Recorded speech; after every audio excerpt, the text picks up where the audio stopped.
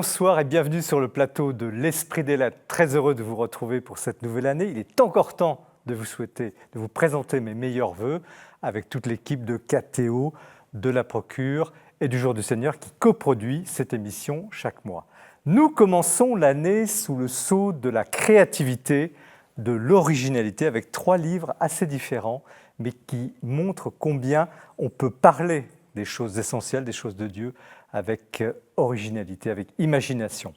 André Guerton, bonsoir. Bonsoir. Alors vous êtes un diplomate belge, vous avez une carrière internationale assez remplie et aussi un passionné de livres et de bandes dessinées au passage. Vous êtes un grand collectionneur devant l'Éternel et vous êtes aussi un écrivain. Vous avez plusieurs livres à votre actif, dont un petit opuscule publié aux éditions du Pavillon et intitulé « Simon à la croisée des chemins ». Alors, une sorte de nouvelle aussi brève que bouleversante sur la vie réquisitionnée de Simon de Cyrène, celui qui aida le Christ à porter sa croix.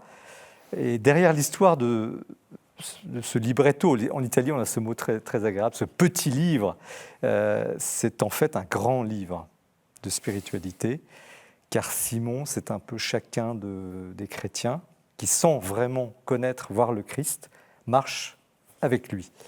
Donc c'est un livre hors norme par son format et aussi par sa puissance. Arnaud Delalande, Yvon Berthelot, bonsoir. Bonsoir. Vous êtes les co-auteurs d'une bande dessinée publiée par Artege et dessinée par Laurent Bidot, qui n'est pas présent sur le plateau, qui parle sur les gardes suisses. Son titre, Les gardiens du pape, la garde suisse pontificale. Donc c'est une très belle évocation à travers le parcours d'un jeune candidat du canton de Zurich, donc qui évoque la vie, la formation et l'histoire de la garde suisse. Alors nous traitons trop peu, quasiment jamais de bande dessinée. Très heureux de vous avoir à ce titre sur le plateau parce que, évidemment, c'est le fond, bien sûr, les gardes suisses, le Vatican, mais aussi la forme, l'art de la BD, de la bande dessinée, pour rendre au mieux une réalité catholique, en l'occurrence. Éric de Clermont-Tonnerre, bonsoir. Bonsoir. Vous êtes un religieux dominicain, comme l'indique votre habit. Vous avez occupé des fonctions éminentes chez les frères prêcheurs, maître des novices, prieur provincial de la province de France, directeur des éditions du Cerf pendant 10 ans, et vous êtes actuellement prieur du couvent dominicain de l'Annonciation à Paris. Alors vous prenez la plume pour un livre de maturité, publié chez Salvator et intitulé « Fierté de l'espérance ». Vous vous dites pourquoi, au fond, le christianisme est l'amour de votre vie sur un mode un peu affectif, mais surtout objectif. Et là, le dominicain que vous êtes ne se départit pas de sa lucidité qui vous conduit à ouvrir une piste d'avenir assez originale avec le sacerdoce des baptisés, on en parlera tout à l'heure. Tout un programme et en même temps tout un débat très intéressant dans le contexte actuel des discussions sur le célibat sacerdotal dans l'Église. Vous voyez donc 3 ouvrages très très différents, une nouvelle, une BD, un essai théologique et pastoral pour cette première soirée 2020 que nous commençons comme d'habitude avec la tournée de l'actualité du libraire que nous présente Mathilde Mailleux.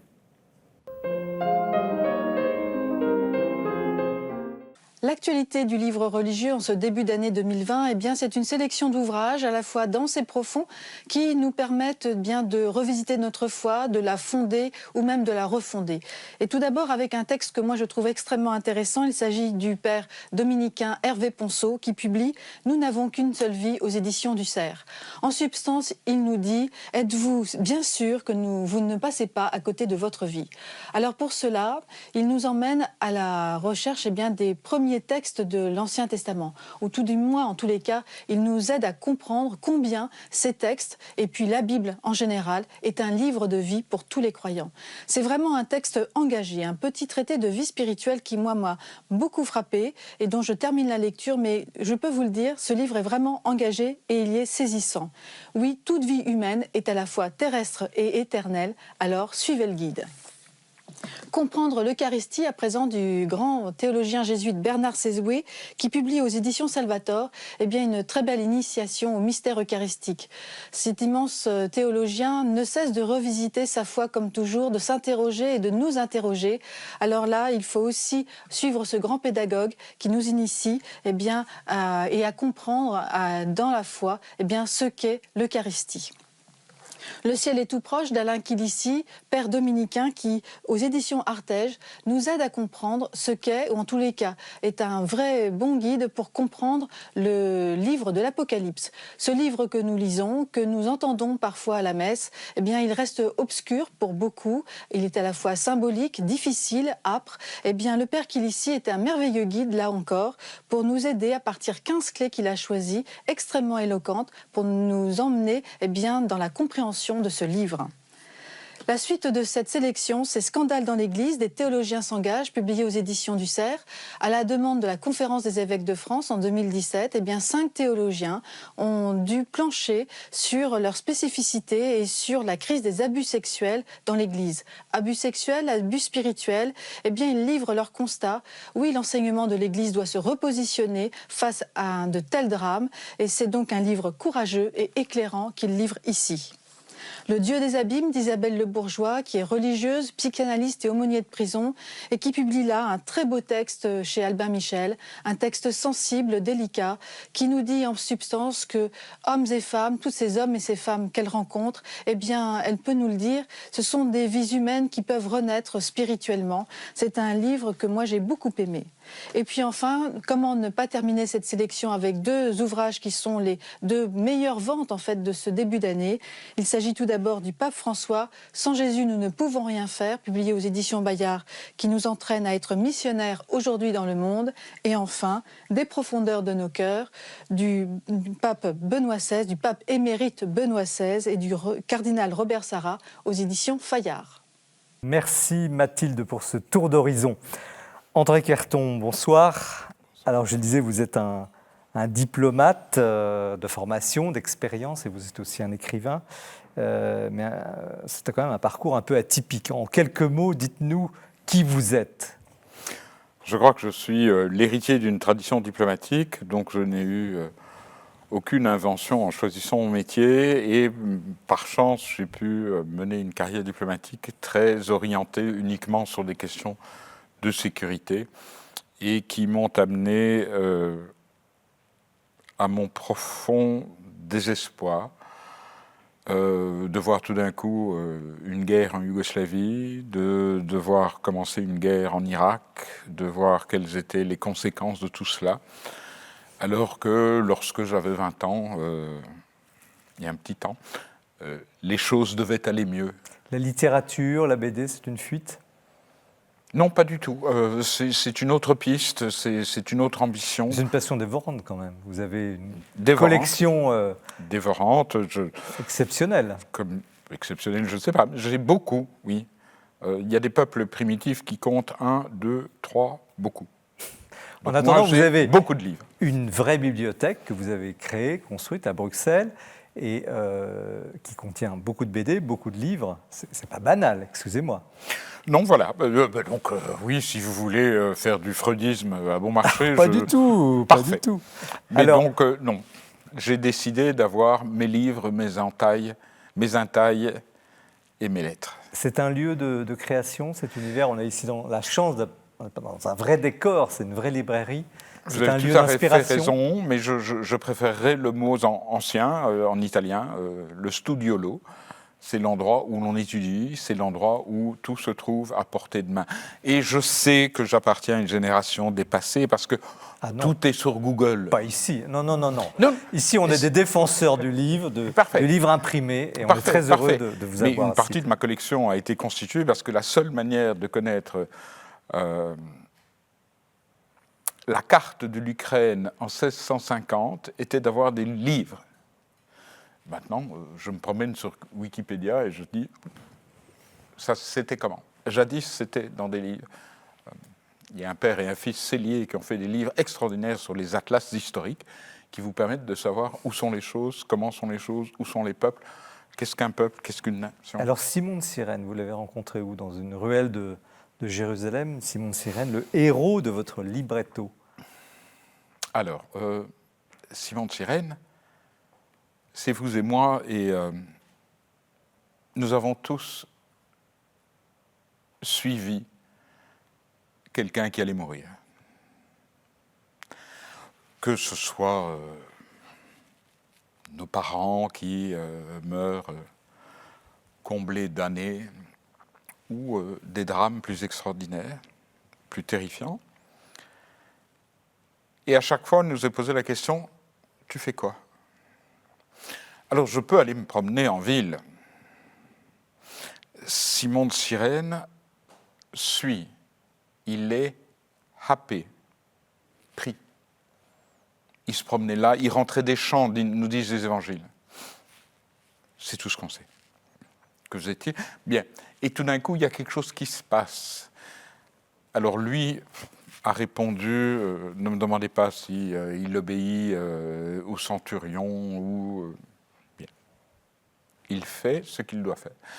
Or, nous sommes tous requis de voir ce que nous faisons en face de gens qui vont mourir. Or, mourir, pardon, c'est la plus banale des choses. Mais ce n'est pas seulement l'accompagnateur, si je puis dire, du Christ sur le calvaire, parce que vous rendez magnifiquement l'interrogation de cet homme qui rentre le soir chez lui, qui rencontre les apôtres qu'il considère comme des fous, et on vit à travers, justement, c'est le côté magnifique de ce petit livre, on est avec lui dans cette interrogation face au christianisme qui annonce d'abord que le Christ n'a pas mort, qu'il a été enlevé, puis ensuite la résurrection, les apparitions, puis la Pentecôte. Enfin, tout ça, vous le rendez incroyablement bien à travers peu de mots, et vraiment, c'est un bonheur de lire ce livre. Enfin, la résurrection, c'est un thriller. Oui, c'est pas Sauf seulement que la mort. ça s'est passé. Oui, mais vous arrivez au fond, à travers ce mystère de Simon, à rendre, au fond, à faire découvrir, toucher du doigt ce qu'elle pourrait être la vie chrétienne. Je n'ai pas cette ambition. Je me contente d'une expérience qui est la nôtre, c'est que faisons-nous, que pouvons-nous faire, que sommes-nous prêts à faire pour des gens qui souffrent. Donc l'expression « tu dois porter ta croix », nous l'avons entendu depuis toujours. Et c'est un petit côté janséniste, souffreteux. Simon porte la croix d'un autre. Et c'est ça qui m'intéresse. Or, nous sommes tous appelés, si nous le voulons, les occasions sont là, de saisir la croix d'un autre. Et donc ça, Simon de Cyrène, évidemment, est un personnage historique. C'est un des personnages historiques qui a le plus de figuration au monde. Il est dans toutes nos églises, il est représenté dans tous nos chemins de croix. Il y a combien de chemins de croix dans toutes nos églises? Des milliers. Il est là et nous ne le regardons pas. Ça veut peut-être dire quelque chose. Mais comment avez-vous travaillé? Parce qu'on sent que c'est un livre médité. On a l'impression que vous y avez pensé peut-être depuis très longtemps, cette histoire, qui n'est pas seulement une histoire, justement. On a l'impression que ce livre, il vient de loin. Vous êtes bouleversé par ce témoignage de Simon de Cyrène. Je suis heureux d'entendre une série de lecteurs me dire la même chose. D'où cela vient, c'est des mystères de... Mais comment avez-vous travaillé? Excusez-moi d'insister, parce que c'est aussi le sens de cette émission. On a l'impression que c'est un livre vous avez prié pour l'écrire? Non, pas du tout.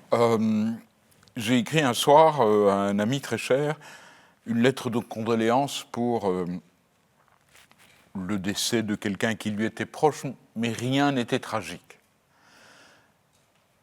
Et je lui dis, vivons ce nom tragique et accompagne.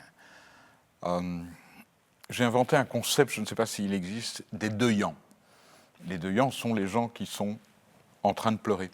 Et puis j'ai inventé les deuillants du second rang, c'est-à-dire ceux qui ne sont pas immédiatement pris par la douleur, mais qui sont proches de ceux qui souffrent. Et je crois que nous devons cesser de regarder ailleurs quand un ami perd un être cher. Nous avons quelque chose à faire dans notre relation amicale, sociale, mondaine, tout ce que vous voulez, qui est de recevoir cette douleur et de se rendre compte qu'elle me touche, moi.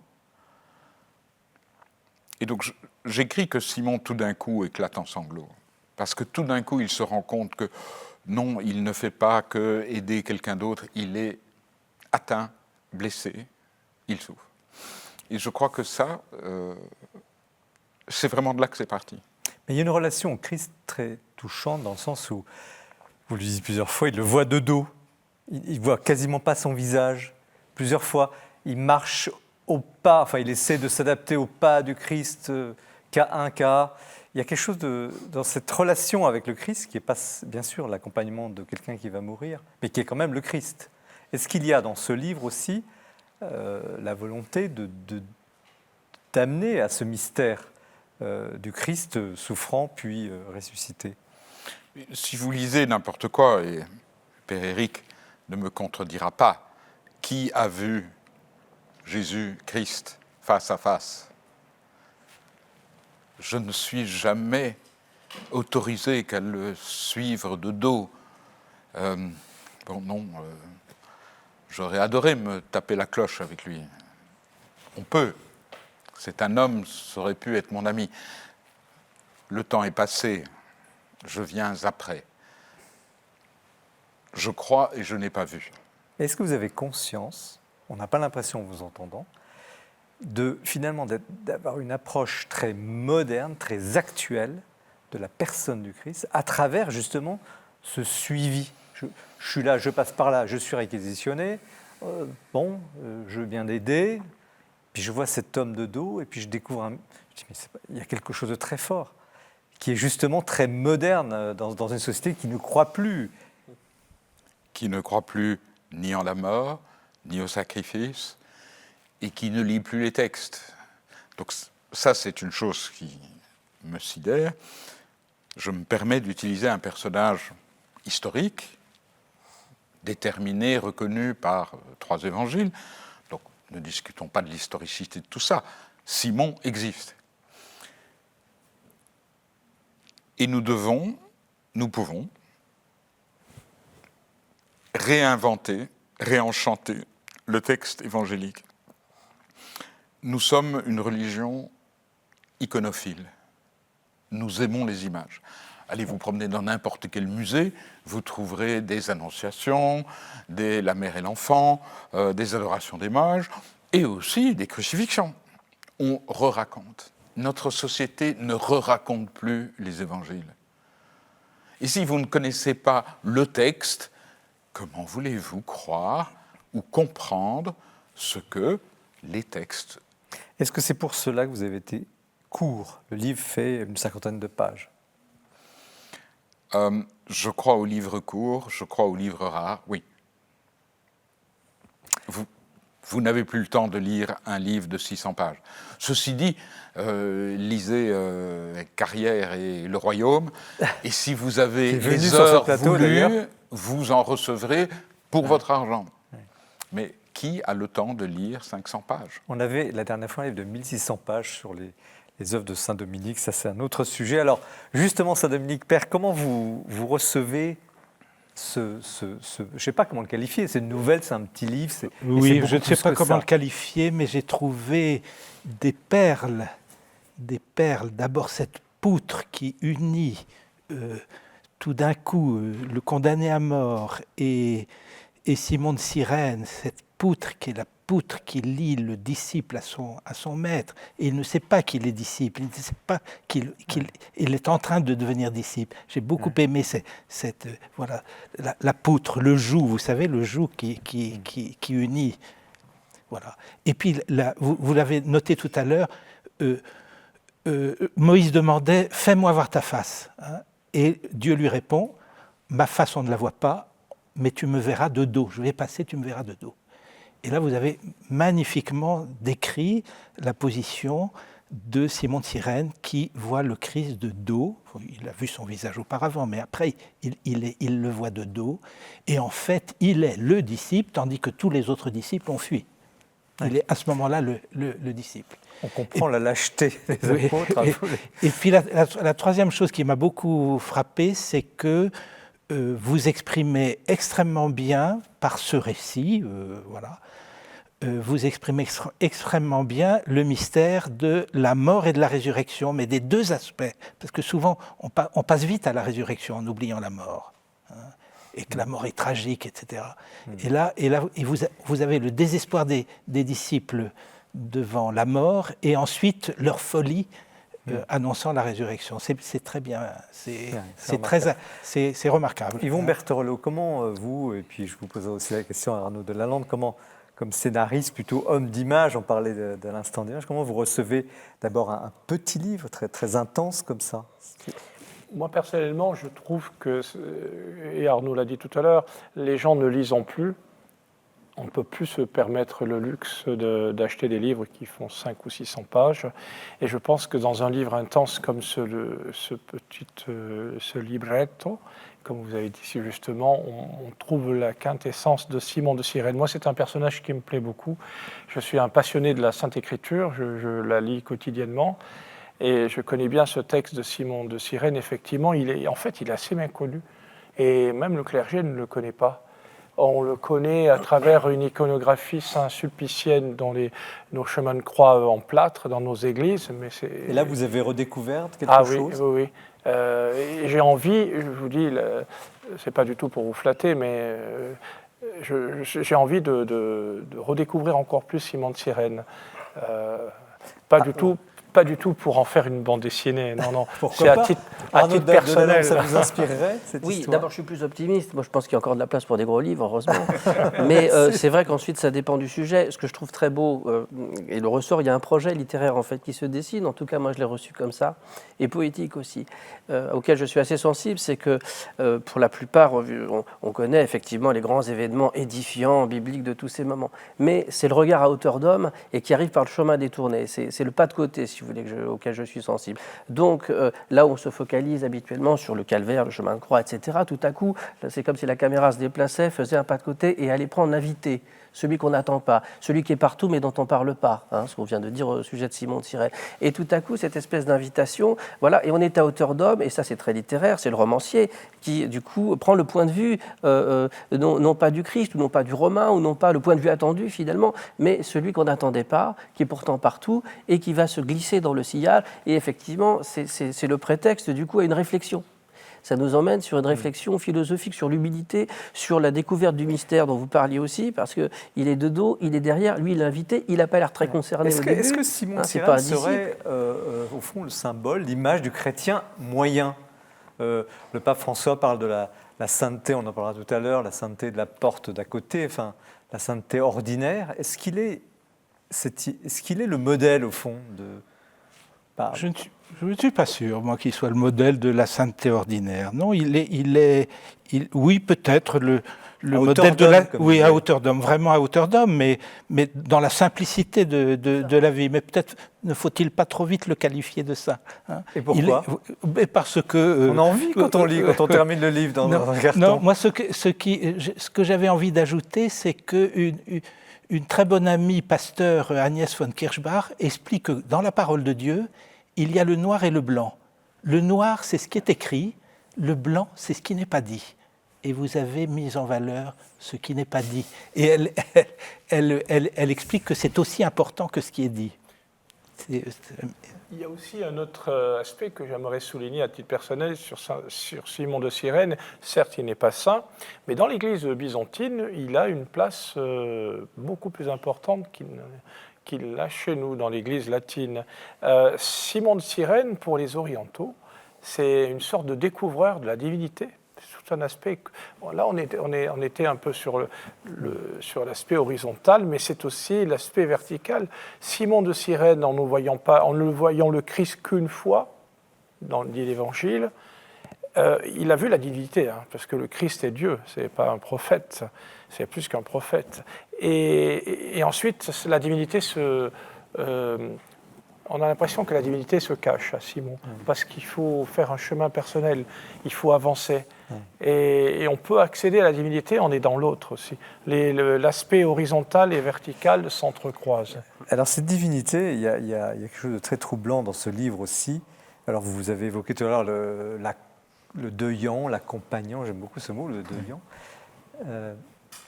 Donc la souffrance, la misère, le désespoir. Et puis arrive très vite la question terrible du rachat. Alors, le Christ doit racheter quelque chose. Il rachète quoi? Qu'est-ce qui se passe?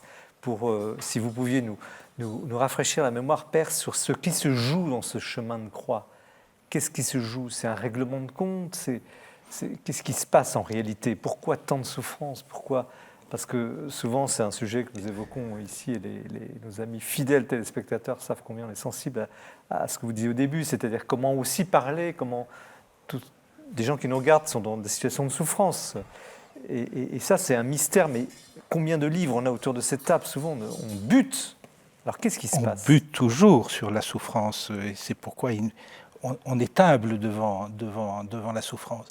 Et on est humble devant le mystère d'un homme qui va à la mort, et qui va à la mort en connaissance de cause, et qui ne veut pas rendre la violence à la violence, le mystère du Christ. Et que rachète-t-il à ce prix? Que rachète-t-il à ce prix? Notre vie, notre salut. On a souvent parlé de « il paye », le Christ paye une rançon, mais c'est difficile à expliquer. Il ne paye pas une rançon, il donne sa vie. C'est son amour qui est plus fort que la violence, que la mort, que toutes les puissances qui se déploient contre. Alors, autour de ce drame, il y a un truc qui apparaît très fortement dans votre écriture, c'est la lâcheté, on en parlait un peu tout à l'heure, la lâcheté des apôtres. Quand il n'y a pas un pour racheter l'autre, en quelque sorte, à part Jean, dont vous faites un très très beau portrait, Marie, très beau portrait, mais alors c'est Simon qui va raconter finalement la mort réelle aux apôtres qui se sont planqués dans le... Facile à dire, tout ça, voilà. Alors, est-ce qu'il y avait dans cette façon de dire, au fond, quelque chose par rapport à l'Église? Parce que on se dit, au fond, les apôtres, grande figure après la Pentecôte, mais avant, quand même, quelle bassesse, quelle petitesse, non? Enfin, je sais pas, mais ça m'a beaucoup touché dans votre récit. Bon, c'était supposé rester caché. C'est un fait que je n'ai pas une passion débordante pour le cléricalisme. Et ça fait longtemps, et tout d'un coup, j'ai un pape qui dit la même chose que moi, et je me dis, waouh, génial. Vu mon âge, j'ai grandi dans un monde qui était encore assez clérical, avec des autorités, une pensée. Je sais que juste au moment où je commençais à être capable de lire, Vatican II expliquait que dorénavant l'Église c'était le peuple de Dieu. C'était une révolution considérable, il a fallu un temps. Est-ce que ce temps est arrivé? Où tout le monde a compris qu'il n'y avait plus de clercs et de laïcs? C'est qui dit il n'y a plus de juifs, de grecs, de... On va en parler tout à l'heure, évidemment. Nous sommes d'accord. Et il y a encore un problème. J'ai grandi dans ce monde, je le vois encore. Et en même temps, ces apôtres, ce n'est pas que lâcheté, parce que vous pardon. le démontrez, quand on arrive à la Pentecôte, on a une sorte de révolution qui s'empare, ils sortent, ils clament, ils déclament la parole de Dieu, ils évangélisent tout d'un coup. Bien sûr. Mais que feriez-vous devant un drame? Je ne doute pas un instant. Non, je ne vais pas parler de vous, je vais parler de moi. Je suis confronté à un drame. Évidemment, je m'effondre. Oui, c'est ça. Et puis, je dois me reconstruire. Si le hasard, Dieu, m'en donne la force, et alors je me reconstruis et je fais quelque chose. Je ne vais pas faire reproche aux disciples d'avoir eu la même lâcheté que celle que j'ai eue dans une série de circonstances. Et d'abord, on s'écrase. Oui. Comme un chien qui jappe. Et puis, on peut se reconstruire. Vous me parliez du rachat. Tout à l'heure, vous parliez qu'est-ce que le Christ rachète? Il ne rachète pas une dette ancienne. Il se porte fort. Je fais du droit et de la comptabilité. Il se porte fort pour moi. Et il me dit, où est ton problème? Je suis passé où tu vas passer. Tu as peur de quoi? Et nous avons, je crois, le seul Dieu qui soit passé par le trou infernal qui nous attend à un moment, et nous, ça n'a pas d'importance, par lequel vont passer les gens que j'aime. Et lui dit, tranquille. André Querton, merci pour ce très beau petit livre. Vous voyez, cet échange est à la tonalité de ce petit livre qui est un grand livre, donc Simon à la croisée des chemins par André Querton.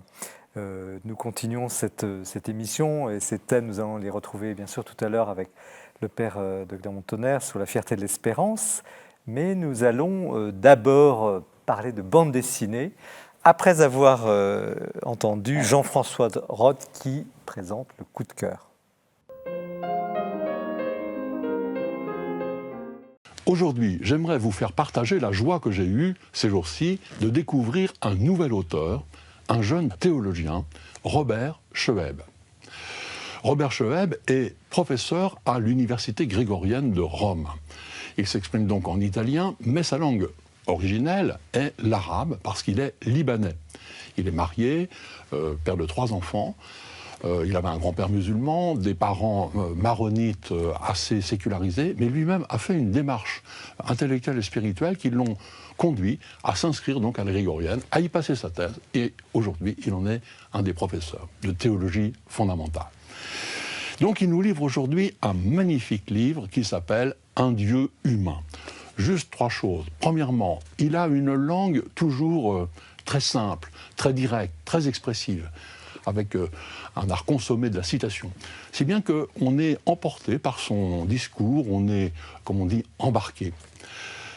Deuxièmement, comme il a ce talent d'écrire juste et simple, il nous entraîne sur les questions les plus fondamentales.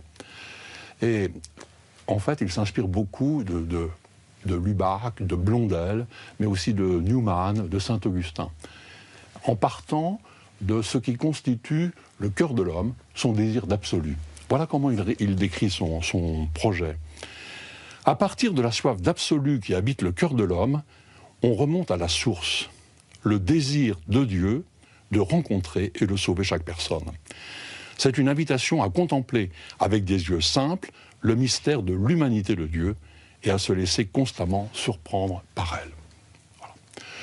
Troisièmement, comme les grands auteurs qu'on a cités, qui sont ses maîtres, à chaque fois, on est très proche de l'expérience spirituelle.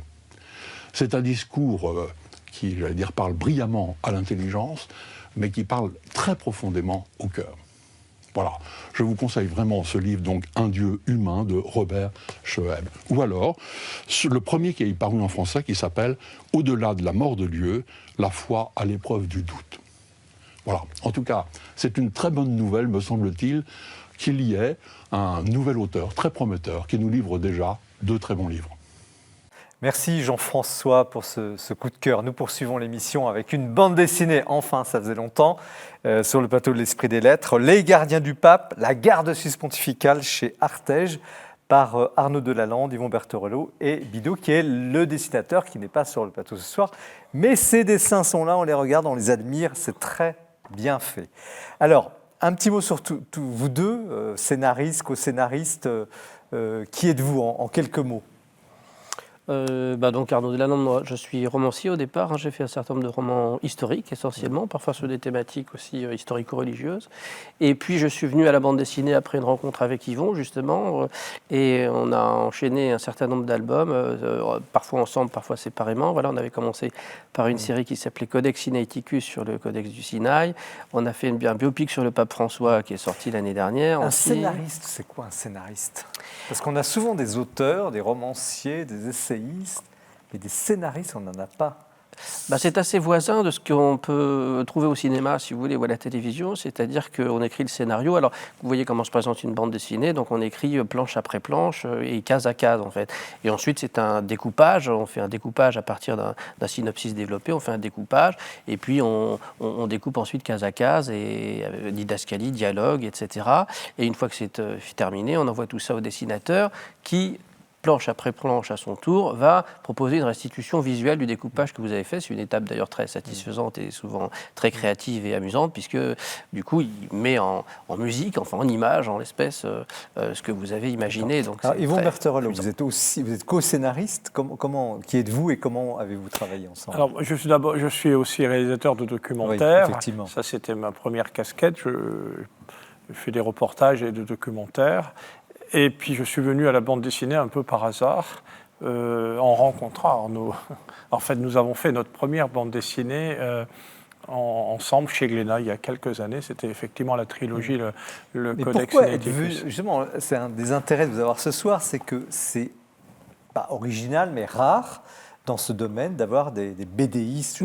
Mais moi, personnellement, étant sensible à la culture chrétienne et fréquentant des milieux extrêmement éclectiques et très éloignés de ce que je pense, de ce que je vis, je me suis rendu compte que par la BD, on pouvait évangéliser, on pouvait cultiver, on pouvait faire passer le message chrétien au sens large. La culture chrétienne a un très large public. Est-ce qu'elle n'est pas un peu méprisée, cette BD, quand même? Non, milieu littéraire, non, pas du tout. Et puis l'autre aspect de la BD, c'est qu'on peut on touche des gens de toutes les catégories sociales, de tous les âges, de tous les continents. C'est quelque chose d'universel. C'est une littérature vraiment à la portée de tout le monde. C'est une vulgarisation, mais au sens noble du terme. Hein? Comment vous est venue l'idée de travailler sur les gardes suisses? Alors, moi j'ai 36 000 idées qui fusent à l'heure, et connaissant bien Rome et le Vatican, depuis plusieurs années, j'avais vraiment envie de faire une bande dessinée pour faire connaître la garde suisse, parce qu'en fait, je me rends compte que les gens, même les catholiques d'ailleurs, ne connaissent pas. On a cette idée, cette image épinale du garde bariolé bien exploité en couverture. Aux frontières de l'État du Vatican, mais ce ne sont pas des marioles, ce ne sont pas des marionnettes, c'est un vrai corps armé, un corps de commando. D'abord, c'est la plus ancienne, et c'est la plus ancienne institution militaire au monde. Et vous le rendez très bien, puisque dans le livre, il y a... la dernière armée de mercenaires. Et alors, la raison historique, la raison pour laquelle les papes ont encore cette garde auprès d'eux, on l'explique bien dans la BD, c'est les Suisses étant des gens très pauvres, ils louaient leurs services aux souverains d'Europe. Il y en avait partout. Ils ont protégé Louis XVI, défendu Louis XVI aux Tuileries, par exemple à Paris, mais il y en avait dans tous les pays. Les papes ont fait appel à ces mercenaires, et pour des raisons historiques, ils les ont gardés jusqu'à aujourd'hui. Est-ce qu'il y a un problème de recrutement actuellement à la garde suisse? On a l'impression que le livre, il est aussi... Mais justement, et je vais pouvoir répondre à la deuxième partie de votre question, c'est que j'avais envie de faire cette BD, je leur ai posé les questions plusieurs fois et j'ai toujours eu des réponses négatives. Et finalement, ils ont fini par dire oui. Pourquoi? Parce qu'ils ont besoin de recruter. Et ils se sont aperçus, ils ont été convaincus qu'une BD pourrait les aider au recrutement. Parce que c'est pas évident, comme les conditions de recrutement. Il y en a un certain nombre, mais bon, il faut être suisse, évidemment, il faut être catholique, il faut mesurer 1m78, oui, c'est ça, 74, 78. Il faut pas avoir de casier judiciaire de préférence. Il faut être seul, hein. Voilà, pour les jeunes, il faut être célibataire. Donc il y a un certain nombre de conditions. Je fais cette confidence. Un de mes enfants m'a chippé la BD, évidemment, pendant que je préparais l'émission. Ça y est, il va être suisse. Ah, mais alors, il faut pas être marié pour la garde suisse. Ils ont assoupli un peu les règles. Je crois qu'au bout de... Non, les officiers, oui, c'est-à-dire au bout d'un certain temps. Non, ça même pas les simples soldats au bout de... C'est un engagement de combien de temps? Minimum 2 ans. Oui. Beaucoup retournent à la vie civile après, mais certains continuent, deviennent officiers. Mais ce que disait Yvon, qui est intéressant, c'est on voit, nous, l'aspect, j'allais dire, protocolaire, qui est évidemment très important, puisque ça fait partie de la représentation. C'est les gardes suisses que vous voyez barioler au moment des audiences publiques, générales, etc. Mais ce qu'on a essayé de montrer aussi, c'est évidemment ce qui est fascinant, c'est les coulisses. C'est-à-dire de plonger dans le quotidien de la garde, de voir derrière ce qui se passe. En fait, ils ont une formation commando, c'est pas du tout des rigolos. Vaticano, ils vont faire une série de formations en Suisse où ils apprennent le combat rapproché, le maniement Donc des armes, vous êtes allé, etc. vous avez suivi pour le Et, scénario. alors, vous pas sur l'intégralité, mais on est allé les voir, bien entendu. On est allé rencontrer le commandant de la garde, on est allé faire une conférence de presse avec eux pour le lancement de la bande dessinée là-bas. Ils ont été très sensibles, mais on a essayé d'être très très proches. Je pense qu'ils ont été sensibles à ce dimension. Est-ce qu'il y a eu entre vous, c'est pas évident, de la réalité. co-créer une œuvre ensemble? Est-ce qu'il y a eu des désaccords? Non, là il faudrait plutôt mettre... Non. Comment vous Ça comment s'est on fait fait ça? assez facilement. Oui, parce qu'en fait, Yvon est l'interface idéale avec le Vatican. Il a aussi accès à toutes les ressources nécessaires. Donc, ensuite, on va voir les gens ensemble, on discute. Il y a le dessinateur qui n'est pas là, qu'on salue, Laurent Bidot, qui évidemment est dans la boucle. Donc, c'est un travail d'équipe, si vous voulez. Alors après, on fait navette sur le scénario, on discute, on demande l'avis des gardes, qui n'ont d'ailleurs de manière tout à fait indépendante, parce qu'on ne peut pas dire qu'ils Ils nous ont laissé totale libre. latitude. Voilà, mais c'est vrai absolument. qu'on a essayé aussi d'être fidèle, c'est quand même l'intérêt et le sens de ce projet, d'être fidèle au réel. Donc on peut dire que c'est parfaitement exact. Qu'est-ce que vous avez... Alors, vous connaissez bien le Vatican, mais Arnaud de Lalande, quelle a été votre découverte, au fond, de ce monde? Justement, vous parlez des coulisses. Qu'avez-vous compris, bien sûr, de la garde, mais surtout du Vatican, de cet univers étrange? C'est assez amusant. Il y a une espèce de retour de l'histoire, parce que le premier roman que j'ai publié chez Grasset, c'était en 1998, vous voyez, ça s'appelait Notre-Dame sous la terre. Et c'était l'histoire d'une étudiante en histoire de l'art dont le professeur est assassiné, et dans le tableau qu'il lui a donné avant de mourir, il y a les éléments d'un rébus qui peuvent compromettre un cardinal à un moment où il y a deux papabillets qui s'affrontent. Voilà. Ouais, et donc, j'étais fasciné par le Vatican. J'y avais mis les pieds ici. J'ai vu Jean-Paul II quelque temps avant l'attentat, quand j'étais tout jeune. Et donc, j'avais ramené des photos qu'on ne ferait plus aujourd'hui, parce qu'il était vraiment très proche avant l'attentat. Et puis donc, la rencontre avec Yvon, de ce point de vue, a été une espèce de rappel assez amusant. Découvert? On a compris sur l'Église, je ne sais pas quel est votre attachement, mais c'est fascinant, si vous voulez. Ce qui me fascine particulièrement, c'est, le Vatican, c'est pas très grand, si vous voulez, en termes géographiques, de superficie. Ça ne l'est plus. Oui. C'est un résidu des États pontificaux. À l'heure actuelle. Voilà. Mais par contre, il y a un concentré de réflexion, de pouvoir, d'esprit. Il faut se rendre compte qu'aujourd'hui, par le pape François, il n'y a pas de grand leader, il y a Donald Trump, si vous voulez, mais de grandes paroles internationales qui est marqueur. On peut être d'accord, on ne peut pas être d'accord sur tout, mais je veux dire, cette parole d'envergure, elle a quasiment disparu aujourd'hui. Et donc, ce qui se joue dans ce périmètre, qui est encore une fois pas très grand, parfois même quelques mètres carrés, même entre la Banque du Vatican, les appartements du pape, la cour Saint-Damas, où il y a la sermentation des suites, c'est vraiment pas grand-chose. Et il se passe là quelque chose d'absolument sidérant, et dans un tout autre registre qu'on peut sentir dans un endroit comme Jérusalem, par exemple, où vous traversez, vous avez trois religions différentes, vous avez le muezzin, vous avez les juifs qui passent au mur de lamentation, et vous avez les chrétiens dans la même rue.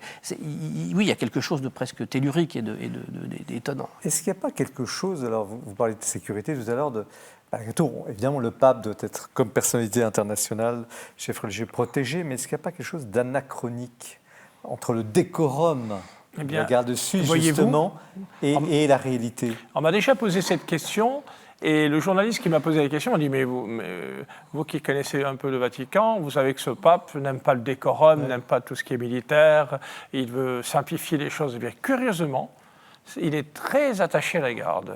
Et si un jour un pape décide de dissoudre la garde, ce ne sera pas François, certainement pas. Il a même augmenté les effectifs. Il a même augmenté, et il a beaucoup d'affection pour la garde, vous voyez. Mais vous ne répondez pas à ma question. Est-ce que c'est anachronique, une garde nationale, ce sont des Suisses? Non, parce qu'il faut remonter la question est historique, c'est que les papes se sont retrouvés pour demain. Non, mais pas seulement. C'est-à-dire que, encore une fois, quand on s'arrête au costume, oui. Mais je vous ai dit, il y a une formation, mais il y a les déplacements à l'étranger. Vous avez 30 000, 40 000 personnes sur la place, sur la basilique Saint-Pierre, toutes les semaines. Vous avez des marées humaines aux Journées mondiales de la jeunesse, ou quand il y avait un déplacement il n'y a pas longtemps au Japon, il y a 80 000 personnes. Enfin, donc tout ça... 1 million de personnes en Europe, quelquefois, pour les JMJ. Donc, si vous voulez, qu'il y ait une garde rapprochée, d'abord, c'est de n'importe quel chef d'État, une sécurité engagée, voilà. Et puis ensuite, il y a tout l'aspect organisationnel. Parfois, c'est dans des contextes qui ne vous ont pas échappé d'une extrême complexité. Pourquoi est-ce qu'il n'y a pas de femmes? Est-ce qu'on pourrait Alors, imaginer qu'il y ait des gardes... Il s'est posé d'ailleurs. La question est posée, ça pourrait... Non, c'est pour le... Il y a des femmes dans le sens où, encore une fois, à part d'un certain moment ou d'un certain grade, les officiers peuvent se marier avec des enfants qui sont dans la caserne. De la fonction, mais les jeunes halbardiers qui débarquent, c'est vrai qu'ils ont jugé plus sûr d'être plus prudents de ce point de vue-là pour le moment. Non, mais la raison de la présence de ces gardes, c'est une raison historique, tout simplement. Parce que beaucoup s'étonnent que le pape ait encore ce décorum. Et comme je le disais, bien, il faut comprendre que dans l'histoire, les papes ont obtenu un pouvoir temporel. Ils ne l'ont pas cherché. Ça les a desservis malheureusement à une époque. Mais tout au début, ils ne l'ont pas vraiment cherché. L'Empire romain se disloquant, ils ont eu un rôle temporel à Rome malgré eux. Et ensuite, ils y ont pris goût, malheureusement, à ce pouvoir temporel. Ça, c'est une autre question. Et donc, les États pontificaux se sont constitués et ont perduré jusqu'en 1870. Et donc, comme tout État, il fallait des forces d'ordre, des forces de sécurité, une armée. Alors, on va demander à André Querton, qui est un amateur éclairé de bande dessinée, comment il a reçu cet ouvrage, comment sur le fond et puis sur la forme, parce que vous avez peut-être un œil de critique de BD que nous n'avons pas. Regardez la couverture et j'espère que les caméramans peuvent faire maintenant ils l'ont mis un focus. L'absent est le plus loquace. Tournons les pages, le dessinateur est fabuleux. Alors, il est difficile, évidemment, de raconter une histoire. Donc, quand vous voyez la manière dont l'album est conçu, il est conçu en 2 temps. Il y a l'histoire de la recrue, et puis il y a quelqu'un qui lui raconte, et on met en scène, l'histoire en scène. Vous avez posé la question tout à l'heure de la pertinence actuelle. Nos amis ont répondu par la nécessité du service. Vous avez tous... j'espère, été au Vatican, il y a un nombre limité de portes. Ces portes doivent être contrôlées. Alors, ce n'est pas des braves Suisses dans cette tenue-là. Ils sont dans une tenue bleue avec un petit béret comme les chasseurs alpins pourraient en être jaloux. Et ils ont des petites mitrailleuses Uzi. Ils ne me font pas peur parce qu'ils sont bien élevés et qu'ils parlent bien français, italien, allemand. Mais chaque fois qu'on entre, on est là. Donc, le bel uniforme, c'est pour le cinéma. Alors, le cinéma, c'est bien. Je suis déçu que vous n'ayez pas décrit la manœuvre de la génuflexion avec hallebarde. Moi, j'ai vu ça dans Saint-Pierre. Et ces zouaves s'agenouillent et essayez de vous agenouiller avec une hallebarde de 2,15 m. Oui, c'est ça. De plusieurs kilos, oui. Et c'est absolument extraordinaire au moment de l'élévation. Mais tenir 4 heures à la porte de bronze aussi, sans sourciller, c'est pas mal. C'est comme les Britanniques. Et encore, Jean-Paul II a fait une petite réforme. Jusqu'à l'avènement de Jean-Paul II, les gardes se mettaient à genoux à chaque passage du pape, même quand le pape sortait en papa mobile ou faisait ça. Donc il y a une façon, il se mettait directement à genoux. En tenant la hallebarde. Ça a été supprimé, ça. Jean-Paul II a comment supprimé vous ça. avez reçu cet album? Comment vous J'ai été passionné. Je trouve que c'est un reportage extraordinaire sur les gardes suisses. Je trouve que ça vous va avez appris des choses. Oui, j'ai appris des choses. Oui, en particulier, moi je pensais qu'on était plutôt dans le décorum, hein, et puis un petit peu d'armée, un petit peu de voilà. Mais quand il est dit qu'ils ont une formation comparable à celle du GIGN en France, là j'ai appris quelque chose. Je pensais pas que c'était aussi fort, hein, aussi voilà. professionnel. Et je ne mesure pas exactement leur activité quand le pape se déplace et combien sont-ils là. D'une certaine manière, plus sur inactif, mieux c'est. Ouais, c'est ça, oui, exactement. Parce qu'ils ont quand même ce trauma aussi évidemment de Jean-Paul II et de c'est sûr. Mais c'est très intéressant, non? Et puis, de fait, c'est très beau. Merci beaucoup. Oui. Et elle a un énorme succès quand même. Nous en sommes les premiers surpris. plusieurs milliers en un mois. Et les droits sont déjà vendus sur un éditeur italien, aux éditions d'Eonian, et ça sortira en italien dans quelques semaines. Alors, et on espère aussi en allemand, forcément. oui, la langue qui est une des langues. Les 3 langues de la garde suisse. Vous avez prononcé le mot cinéma, décorum. Est-ce qu'il n'y a pas, dans toute corps sociale constituée, un peu institutionnelle, la nécessité d'une forme de liturgie qui n'est pas religieuse, mais qui est institutionnelle? En l'occurrence, les gardes ont... C'était la pompe chez Pascal. Vous qui avez été diplomate, vous avez vu... le mot liturgie me dérange. La liturgie profane. Les rituels. Les rituels. Et les rituels, savoir où on est, ce qui se passe, comment ça se passe. Et comme tous nos corps sociaux, quels qu'ils soient, ont une très longue histoire, le fait que des gestes aient été retenus, répétés, je trouve ça magnifique. Nous en sommes les héritiers. Et ne bousillons pas ça. C'est la pompe chez Pascal. La robe de l'avocat, tout ce qui est cérémonial, cérémoniaire, tout ce qui est lié à une forme de sacré, l'institution. On a tendance un peu à balayer ça, justement, aujourd'hui, Père. Or, il y a une ritualité. La garde républicaine a aussi son décorum. Les oui, non, je pense qu'on conserve quand même encore... Même dans l'Église, c'est légitime. Oui. Je pense que c'est légitime. Bien sûr, on est coréen, mais on a besoin de choses visibles, on a besoin de choses sensibles. Oui, bien il ne faut pas exagérer, parce qu'il ne faut pas que le rituel étouffe la liturgie et le sens. Le Vatican n'est pas l'Église. Le Vatican est un État. Oui, ce qui explique aussi, d'ailleurs. Et un État doit avoir les éléments extérieurs de ce qu'est un État. Je ne veux pas ennuyer les gens, le Saint-Siège est une autorité morale. Le pape est une autorité morale. Et le Vatican, c'est juste bêtement un État qui a ses plaques, qui a ses timbres. Je suis proche d'un autre micro-État. Et si vous voulez être un micro-État, vous devez en garder toutes les façades extérieures. Alors, il y a le festival de la BD à Angoulême ce week-end. Je voudrais peut-être que vous entendre sur la question maintenant de j'oserais le mot, utilisation de la BD. Peut-être, vous avez prononcé le mot évangélisation tout à l'heure. Où est-ce qu'on en est dans cet univers? Vous avez dit que finalement, vous êtes un peu des pionniers, pas les premiers, il y a eu... Mais aujourd'hui, est-ce qu'il y a un retour de la BD chrétienne? Est-ce que ce mot veut dire quelque chose? BD chrétienne, est-ce qu'il faut accoler l'adjectif? Alors, Gabriel, qui veut commencer sur ce thème? Alors, deux choses. D'abord, on faisait compliment, je crois, du fait que mon livre était bref. Un des grands compliments que je fais à la bande dessinée, c'est que vous pouvez lire une bande dessinée très dense, très intelligente et très inspirante, et ça vous prendra 30 minutes. Alors que le même livre exigerait des heures. Et je vous rappelle aussi que vous vous souvenez, pas vous, mais d'autres, mieux de tel Astérix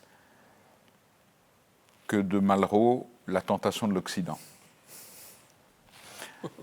Et donc, la capacité qu'ont les bandes dessinées de nous frapper intellectuellement par les images, le récit, est colossal. Vous me demandez ce qu'on fait comme bande dessinée. Le prix de la bande dessinée chrétienne a été attribué maintenant à une bande dessinée sur Charles de Foucault, qui est... La bande dessinée est très extraordinaire. Vous vous souvenez peut-être, une série de nos auditeurs se souviennent d'un Charles de Foucault dessiné par Gigé dans les années 50. J'en ai une vieille édition. Elle est marquée d'un imprimatur et d'un nihil obstat.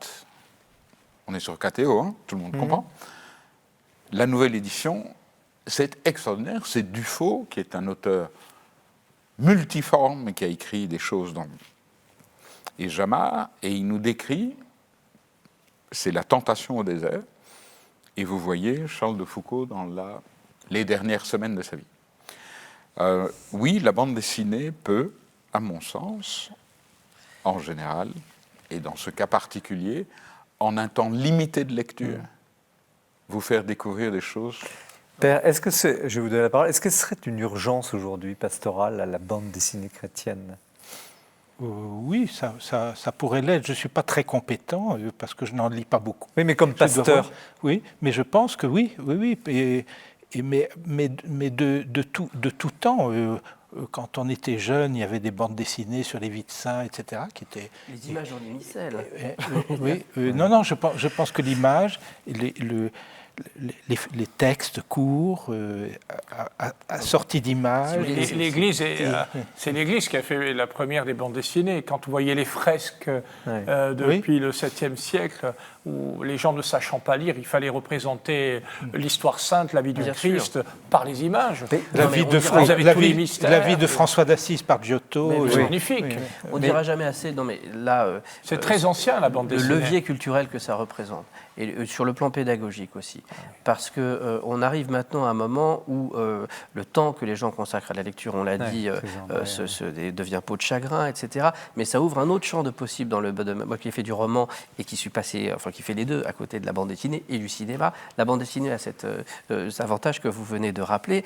Et du coup, il y a un champ de possible qui s'ouvre parce que les gens, c'est pas complètement de leur faute, c'est aussi la vie qui va, c'est l'Internet, c'est Netflix, etc. Mais comment se porte ce monde sur de la la bande BD dessinée chrétienne? Est-ce qu'il y a des auteurs, des créateurs? Oui, il y en a beaucoup. Ici, à la Procure, je pense qu'ils ont... Mais il y en a beaucoup, mais simplement, c'est vrai que ce sont souvent des réseaux qui sont des réseaux catholiques ou des réseaux... voilà. Mais on a montré, par exemple, en publiant l'année dernière un biopic sur le pape François, chez un éditeur qui était non confessionnel, qu'on pouvait aussi, justement, s'adresser à un grand public. Pourquoi? Parce que la problématique de Simon qui suit le Christ avec sa croix, c'est une problématique universelle, au fond. Et que c'est peut-être à ça qu'il faut revenir. C'est-à-dire, on n'est pas dans une chapelle non plus, au sens où on peut traiter des sujets qui ont cette dimension universelle et qui, par nature, peuvent et devraient d'ailleurs déborder le cadre. C'est aussi une question historique. On ne peut rien comprendre au monde dans lequel on vit, aux tensions, si on n'a pas un fond historique. Et donc, inévitablement, on tombe sur l'Église à un moment donné, que ce soit à la Révolution, au Moyen-Âge ou au premier chrétien. Et pour ça, la bande dessinée, c'est extraordinaire, évidemment, comme outil.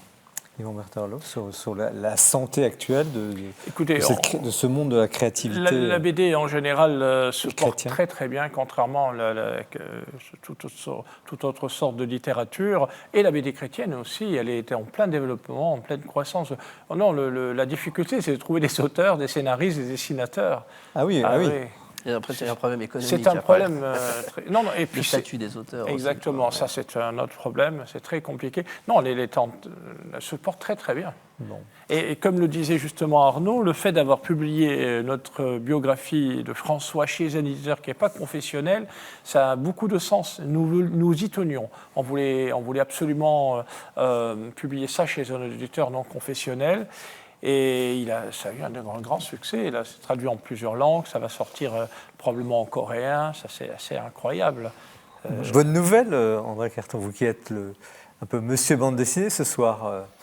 Non, je crois que c'est un instrument ou un médium extraordinaire parce qu'il rejaillit et sur nos yeux et sur notre intellect. Les auteurs sont obligatoirement bref et synthétique, et donc ils envoient un message percutant. Ce qui ne veut pas dire qu'on ne se documente pas. Non, justement. C'est extrêmement documenté. Je ne sais pas ce qu'il dit, monsieur, d'ailleurs, mais, mais c'est vrai que c'est très important de voir, parce que le 9e art, etc., la bande dessinée, c'était les petits Mickey. Aujourd'hui, on traite de sujets qui sont des sujets extrêmement pointus, en politique, en économie, qui touchent aux affaires étrangères, etc., et souvent qui sont alors soit les scénaristes eux-mêmes, soit parce qu'ils vont avoir des conseillers historiques ou des spécialistes, des juges, des policiers, qui vont pouvoir traiter d'une gamme de sujets qui est infinie. Donc ça se professionnalise aussi de ce côté-là, et il y a beaucoup de romanciers d'ailleurs qui se mettent à la bande dessinée réciproquement. Je crois que c'est très créatif, c'est un milieu très créatif. En tout cas, vous nous en donnez l'illustration ce soir. Merci à tous les deux, Arnaud Delalande, Yvon Berterlo et Laurent Bidault, le dessinateur qu'on aurait aimé recevoir. Mais vous pouvez déguster ces dessins dans cette BD, Les Gardiens du Pape, la garde suisse pontificale, chez Artege. Nous poursuivons l'émission et évidemment le débat entre nous avec le livre de Éric de Clermont-Tonnerre, Fierté de l'espérance. Mais nous faisons un petit détour, comme chaque émission, par le portrait. Ce mois-ci, c'est Bertrand Deschamps qui nous dresse le portrait d'une personnalité importante du monde intellectuel catholique.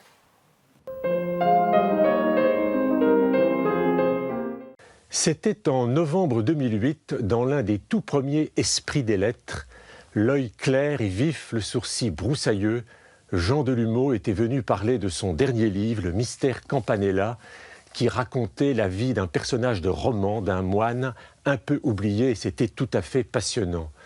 Jean Delumeau nous a quittés le 13 janvier dernier, il avait 96 ans, et comment, dans cette émission, ne pas lui rendre un hommage appuyé et mérité. Jean Delumeau a été sans conteste l'un de nos très grands historiens, à l'égal d'un Le Goff, d'un Duby, d'un Chaunu. Il aura passé une partie de sa vie à étudier nos comportements, nos mentalités, face en particulier au grand sujet du péché, de la peur et du paradis, auquel il aura consacré 3 livres qui font autorité.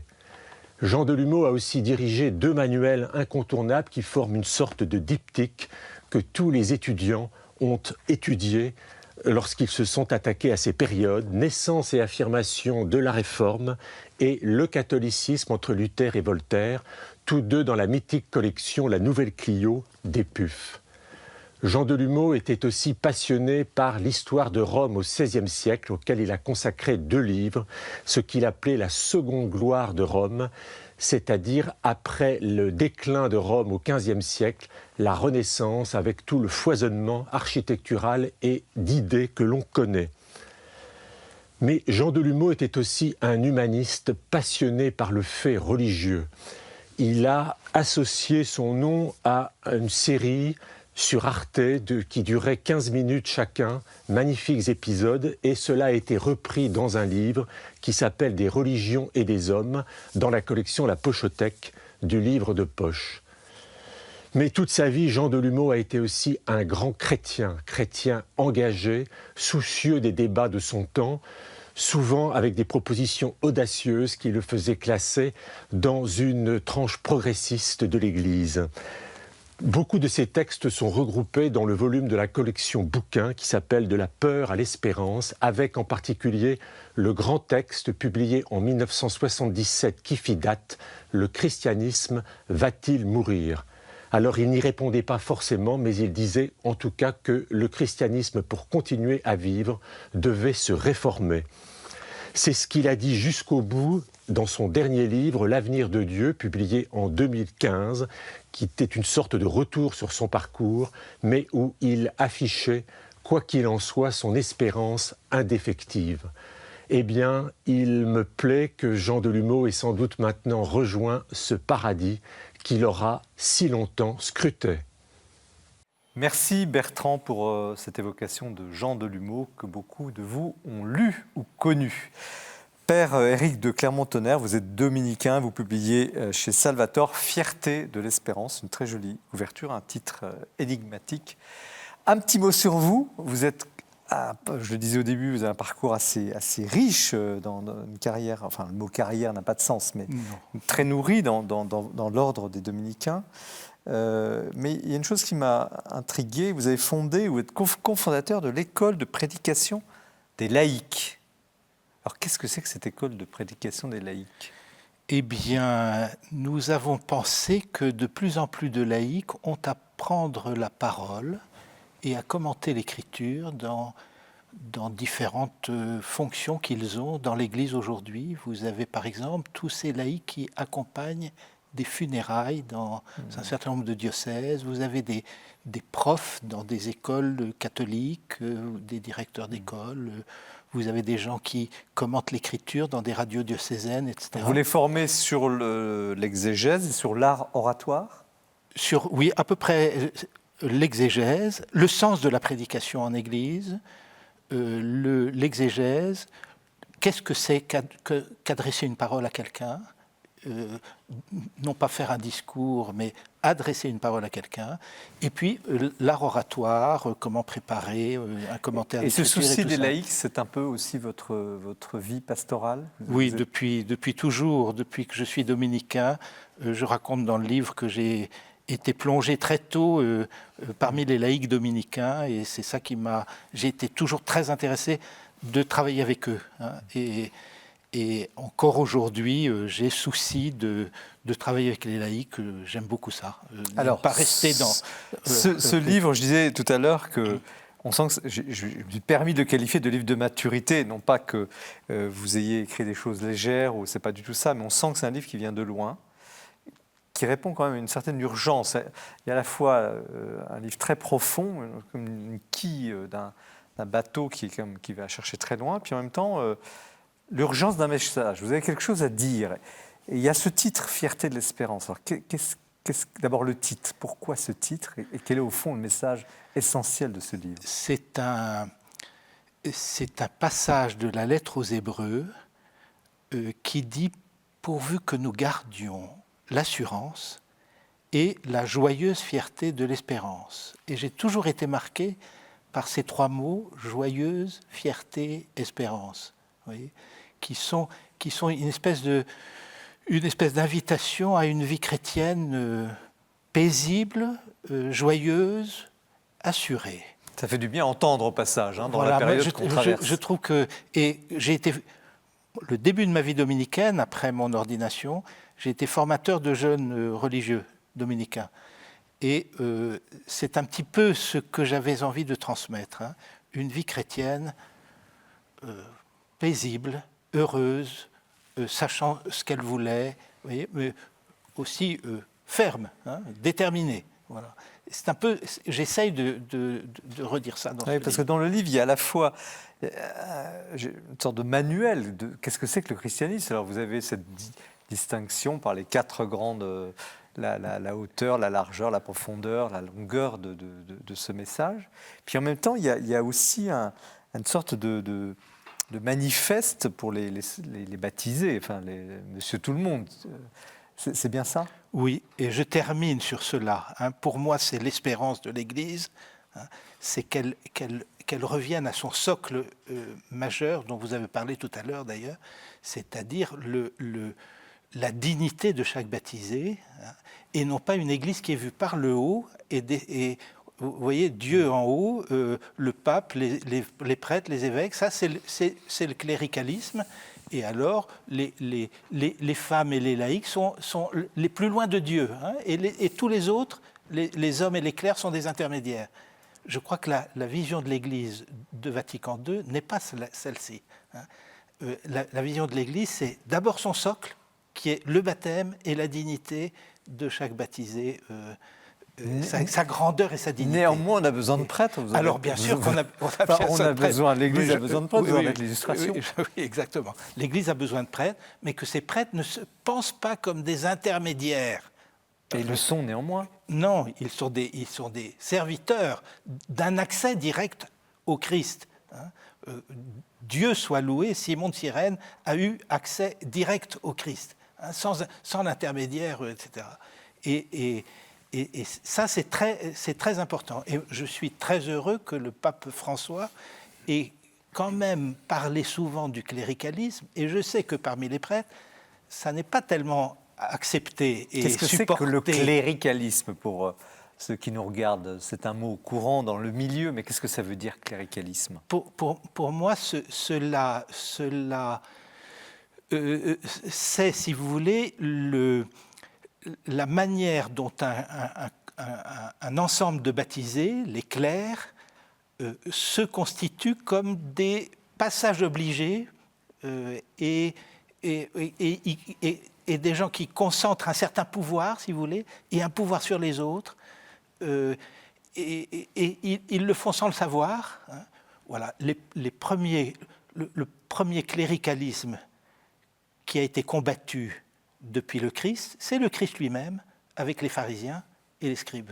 Hein, c'est-à-dire, vous faites peser des fardeaux trop importants sur les autres, vous ne les levez pas du doigt. Hein. En quoi ce que vous dites n'est pas protestant? Parce que certains nous regardent, vont dire, mais ok, si on fait fi, bien sûr, il faut des prêtres, des curés, très bien, mais l'accès direct au Christ, c'est la première chose. Et pourtant, l'Église ne dit pas exactement ça. Elle dit ça, mais elle dit aussi elle a constitué toute une hiérarchie qui existe néanmoins. Oui, Je mais vois pas le mot hiérarchie à dessein. La hiérarchie est nécessaire pour rappeler ma première dimension dans le livre, c'est-à-dire la hauteur, c'est que tout vient de Dieu, hein, et que l'Église ne se constitue pas démocratiquement comme cela. Hein. Elle vient de Dieu, du Christ, des apôtres, etc. Mais pour constituer ce peuple de Dieu, hein, et poser l'Église sur son socle et non pas sur sa hiérarchie. Ouais.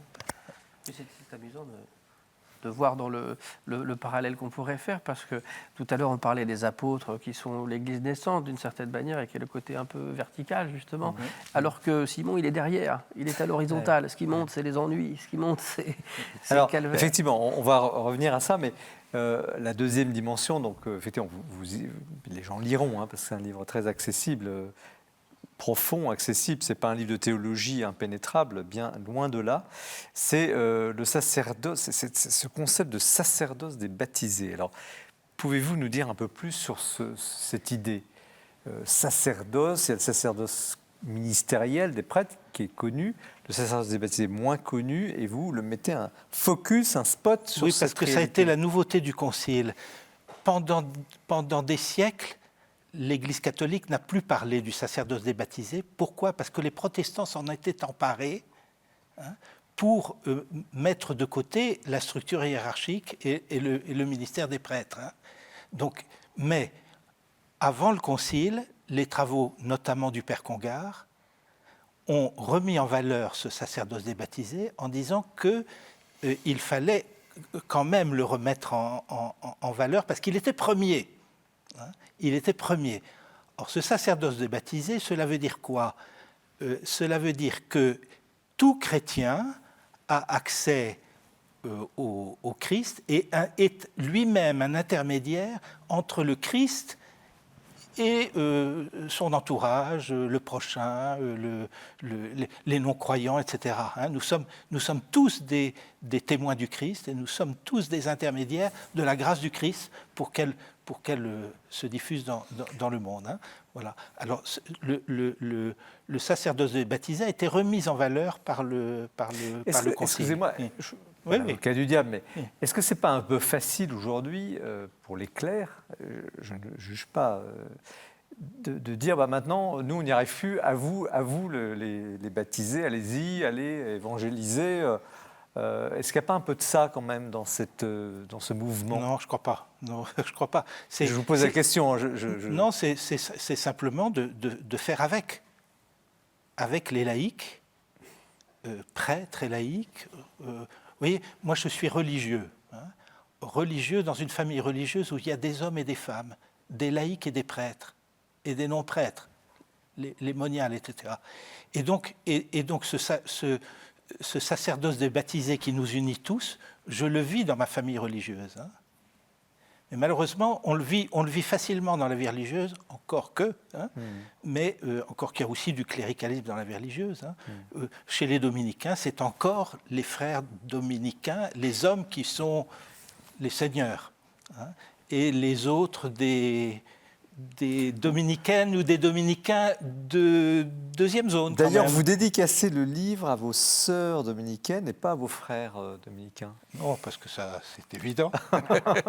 Il y a un petit coup de patte, non? Non, pas du tout. Non. Mais comment ne pas opposer, justement, la tentation, c'est d'opposer les deux, de dire, aujourd'hui, il y a aussi cette tendance de dire, vous disiez tout à l'heure, je ne vous l'ai pas fait dans votre esprit, je pense, mais je pense que ceux qui nous regardent aussi sont intéressés par cette question.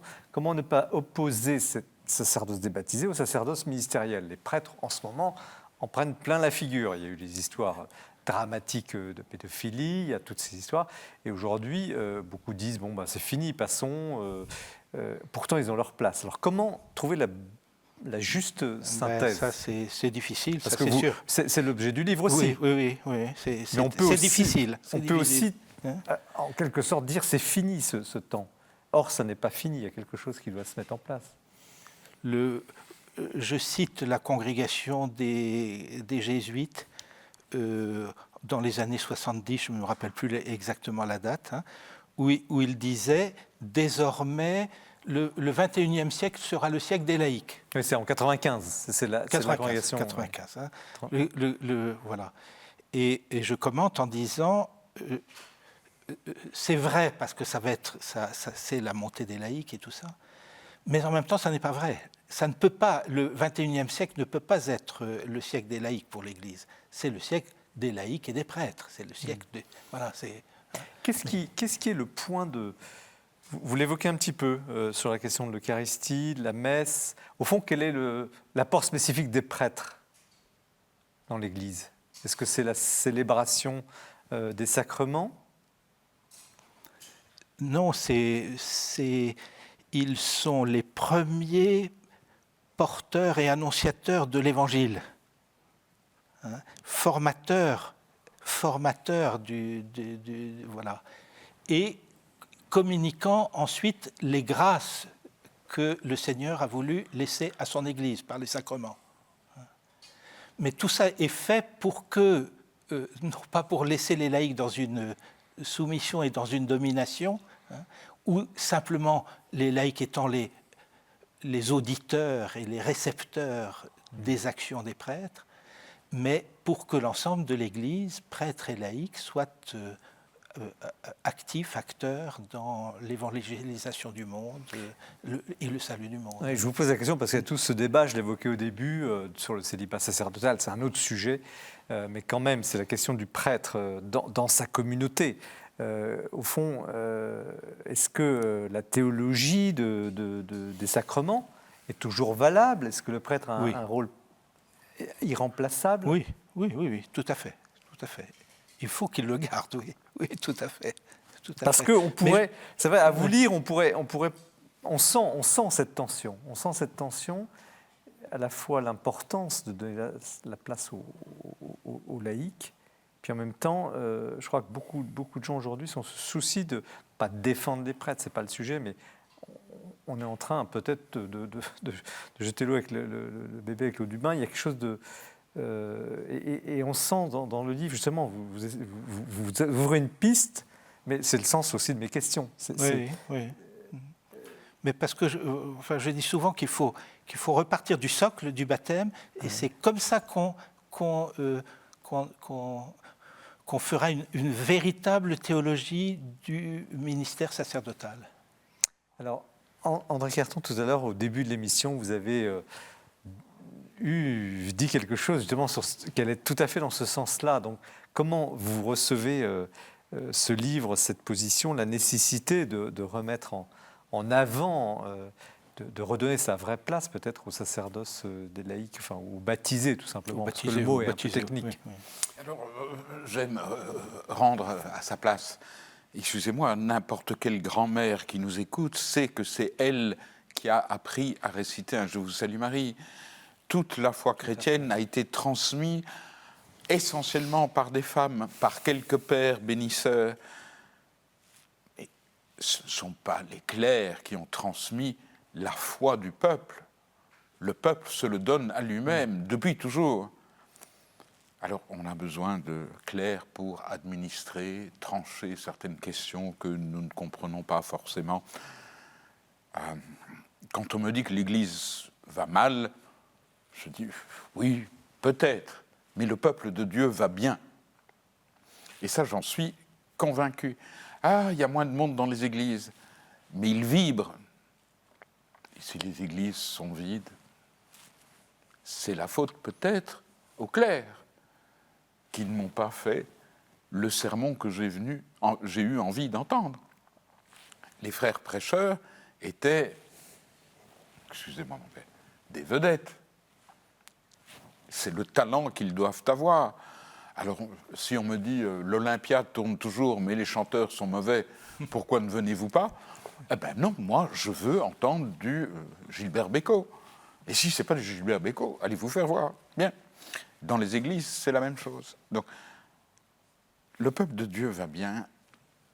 Et franchement, si vous... Je viens de lire, je connais les statistiques pour l'Église de Belgique. Il y a plus de religieuses qu'il n'y a de religieux, nettement. La foi est transmise par des mères de famille laïques, qui apprennent nos enfants avec patience, qui reprennent des discours. Quand j'assiste, et alors il y a une forme de cléricalisme. Ma fille faisait sa première communion et nous étions 6, 10 enfants. Et le prêtre mime l'appel des premiers apôtres. Magnifique. Le mime et demande aux enfants de le mimer. Quels enfants? Les garçons. Je viens l'engueuler après, je dis, et ma fille, elle n'est pas appelée? Ah, ça c'est du cléricalisme. Et c'est toutes ces structures. La foi, je suis proche d'un ordre religieux et laïque à la fois, et la seule chose, c'est de travailler. Une fois que vous travaillez, que vous avez la main dans la pâte, que vous soignez les malades, oui, tout d'un coup, on se rend compte, c'est là que passe la foi. Pour eux et pour nous. Messieurs les scénaristes, si vous permettez ce raccourci, mais comment ce débat vous apparaît, ce livre, Non, mais ça, sur le fond, je pense qu'on peut être que d'accord sur la nécessité de cette façon de marcher de concert entre laïcs et clercs. Enfin, c'est la question de sa réadaptation peut-être à un moment où c'est plus compliqué. Mais moi, je me méfie toujours, et vous posiez la question par rapport au Vatican tout à l'heure, c'est toujours l'histoire du pas de côté. C'est qu'on a tendance à voir le prisme franco-français, nous. Et donc, ça génère une espèce de complexe dès qu'on parle des questions du christianisme dans la vie publique, du christianisme dans la vie politique, etc. Il n'y a pas de raison. Quand on va au Vatican, on s'aperçoit que le monde aussi est différent, et quand on voyage, naturellement, que le monde est différent, et que le problème chrétien n'est pas le problème franco-français sur le christianisme, avec l'histoire qu'il a. Donc cette espèce de main tendue qui n'a pas à être tendue, en fait, parce qu'elle existe déjà depuis toujours, elle se vit, par ailleurs dans le monde entier. Donc c'est vrai que, sans doute, sur le terrain qui est le nôtre, la question de la pastorale, la question du lien entre les laïcs et les chrétiens se pose de manière peut-être plus tendue maintenant. Mais... Yvon Bertorello. On est un peu éloigné évidemment du sujet strictement de la BD, mais puisque chacun est appelé à donner son avis, moi je donne le mien. Je pense qu'il ne faut pas tout mettre dans le même panier. Il ne faut pas tout rejeter sous prétexte qu'il y avait des choses qui ne fonctionnaient pas avant Vatican II. Il y a aussi des choses qui fonctionnaient très bien avant Vatican II et qui fonctionnent moins bien aussi aujourd'hui. Et vous l'avez dit justement, la formation, c'est très important. La question du sacerdoce des laïcs, ce n'est pas une invention de Vatican II. L'Église y a toujours cru. C'est de foi, comme on disait autrefois. Et justement, la réforme protestante a un peu raidi l'Église. Il y a plein d'aspects, ça mériterait d'ailleurs un documentaire là-dessus. Les gens disent, par exemple, il était interdit de le lire. On ne lisait pas la Bible. Alors je dis, on ne lisait pas quand ? C'est pas toujours que l'Église a interdit de la lire. C'est vrai qu'elle l'a interdit toujours au moment de la réforme protestante pour plein de raisons. C'est raidi parce que les protestants, ils sont allés trop loin dans un autre sens. Il faut remettre les choses à leur juste place. Donc on est assez loin de la BD. La question aussi du prêtre, du sacerdoce. L'horizontalisme, c'est bien de parler de l'aspect vertical de l'Église, mais il y a aussi l'aspect horizontal. Moi, je suis très sensible à la beauté des choses, à l'architecture, à la liturgie, au sacré, au sens. On a les 4 sens. Et la liturgie traditionnelle, la liturgia, qui est d'abord un aspect païen, on met en scène les 4 sens. L'odeur, le son, le toucher, et la liturgie traditionnelle, on entendait le mot traditionnel au sens noble du terme, pas comme pourrait l'entendre aujourd'hui quelquefois, elle mettait les 4 sens en action. Et quelquefois, on a un peu oublié cet aspect-là. Moi, quand je vais dans certaines abbayes, moi je suis très touché par la liturgie, la beauté des rites, etc., parce que ça nous élève. J'emmène des fois des amis qui ne sont pas du tout croyants, mais vraiment, ils sont très touchés.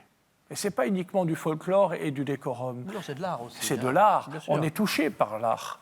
On est touché par la beauté, par le sensible. C'est très important, ça.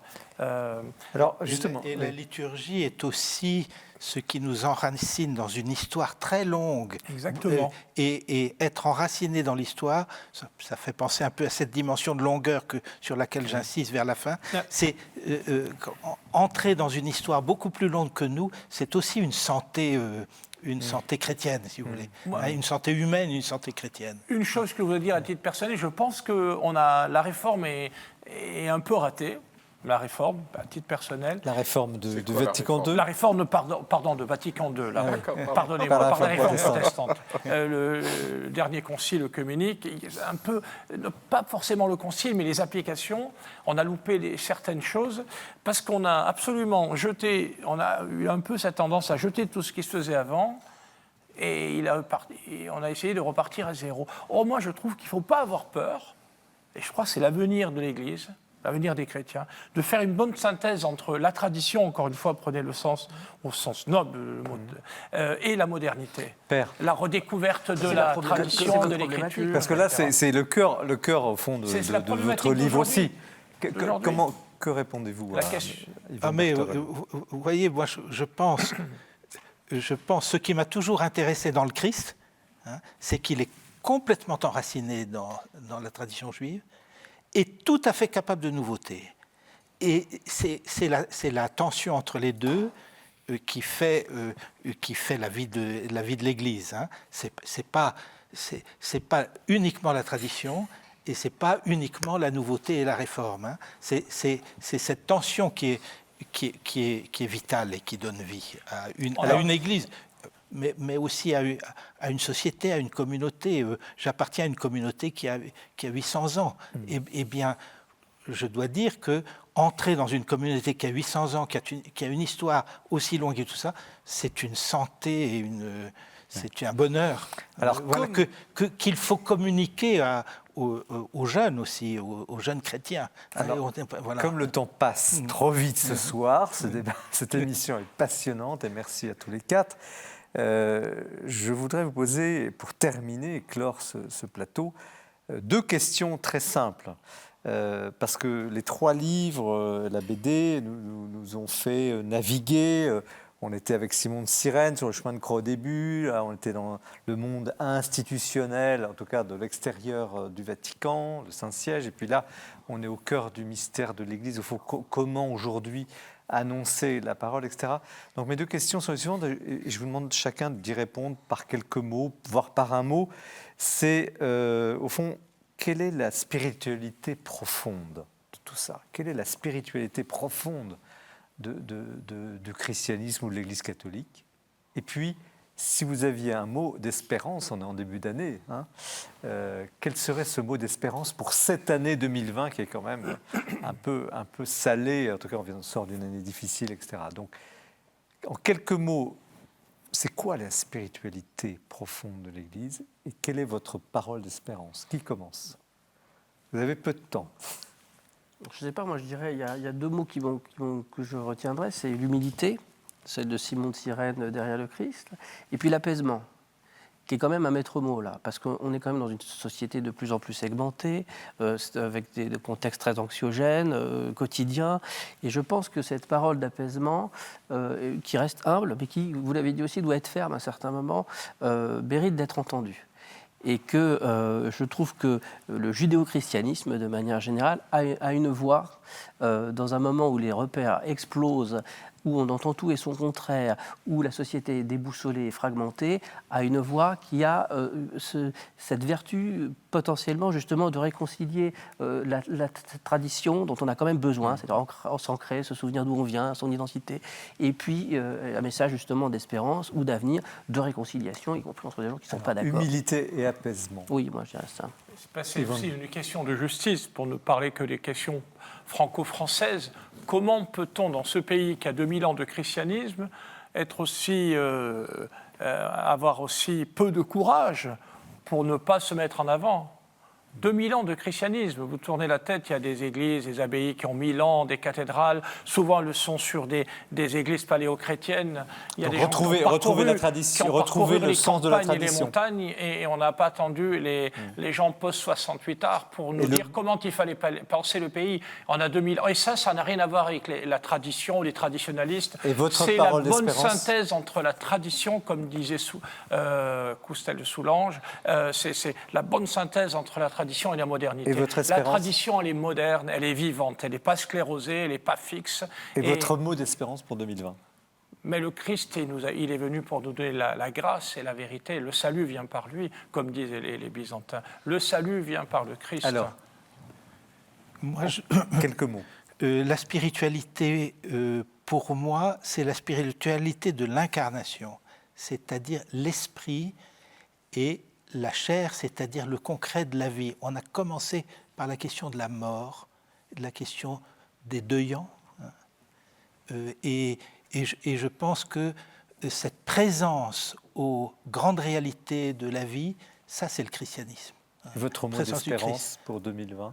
Le mot d'espérance, c'est qu'il y a des multiples sources de vitalité dans l'Église et que les abus, les drames, etc., ne sont que de la cendre qui couvre sur de la braise qui est bien là. André Querton, vous avez les deux mots de la fin, le plus bref possible, s'il vous plaît. Très bien. Je ne sais pas ce qu'on a dit précisément. Je voudrais rendre hommage à Jean Delumeau, et qui, dans un de ses livres, dit « Vous ne croyez quand même pas que le Christ est venu mourir pour 2 bêtes petits millénaires ?»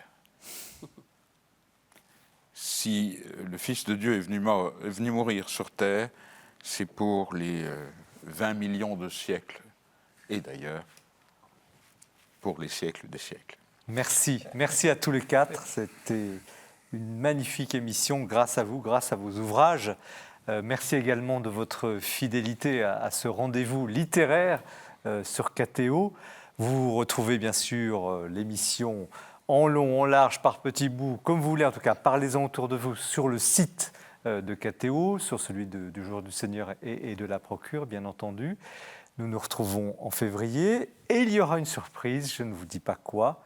À bientôt. Bonne soirée.